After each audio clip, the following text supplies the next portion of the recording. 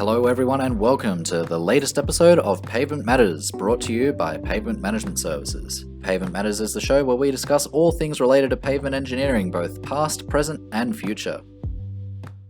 Welcome to Pavement Management Services. We're an Australian-based civil engineering consultancy in the field of road asset management.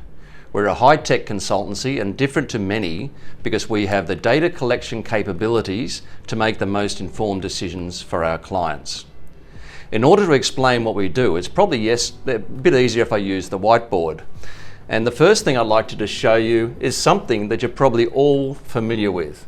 If we look at pavement condition over time, we know that pavements deteriorate in a non-linear fashion.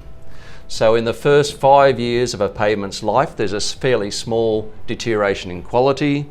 We know that it accelerates out to the 15-year mark, and by the time we hit 20 years, it asymptotes, and that's the end of the useful life.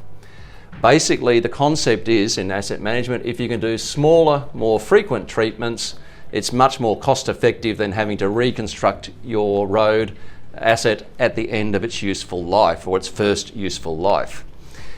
The reason why you understand a lot of this today is because my father was one of the first people to actually analyse how roads deteriorate over time.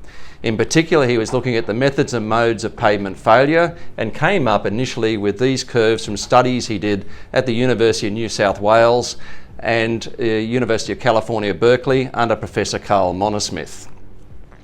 These studies obviously are very important to governments, road owners and agencies all through the world because we need to understand how to maintain our road infrastructure in a safe and serviceable condition, and especially as a lot of the roads constructed were built in the 1940s and the 1950s and are now at the end of their useful life and do not have the design for the weights and volumes they're expected to carry today.